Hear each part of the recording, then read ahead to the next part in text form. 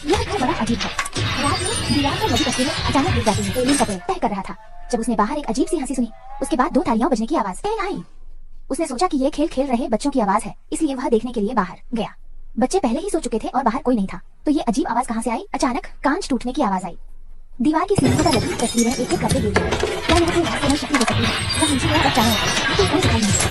फिर ताली की आवाज फिर से आई। उसके बाद थक आने के दरवाजे से पियानो की आवाज आई। जिज्ञासा से प्रेरित होकर वह तहखाने में गया और अंदर देखा। यह पूरी तरह से खाली और शांत था। जैसे ही मैं बाहर निकलने वाला था, मैंने दर्द सहा और चारों ओर खाने लगा। एक गेंद बेवजह बाहर फेंकी गई थी। भयभीत होकर मैं तुरंत ऊपर चढ़ गया। हवा शुरू होने लगी। अचानक मैं दरवाजे पर प्रकट हुआ और अपनी जान बचाने के लिए एक छोटी सी माचिस जलाई। दरवाजा अब अंदर से बंद था। इसी तरह दरवाजे पर ने बेवजह अपना सिर अलमारी से टकरा दिया। बड़ी बहन उठकर अपनी छोटी बहन के पास आई। उसने बड़ी सावधानी से अपनी छोटी बहन को उसके बिस्तर तक पहुंचाया। तब अलमारी फिर से अजीब तरह से जैसे ही बड़ी बहन धीरे धीरे अलमारी के पास पहुंची बिस्तर पर, लेकिन छोटी बहन धीरे से उठी और डरी हुई नजरों से अलमारी की ओर देखने लगी।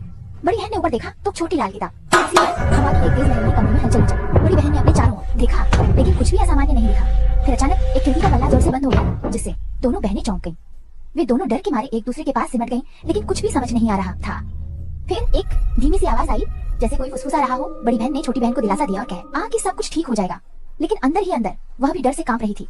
दोनों ने एक दूसरे का हाथ खिड़की की तरफ बढ़ी। जैसे ही उन्होंने खिड़की खोली, एक ठंडी हवा का झोंका कमरे में आया। दोनों ने खिड़की बंद कर दी और अपने बिस्तर पर लौट आए। लेकिन उस रात वे दोनों ठीक से सो नहीं पाए।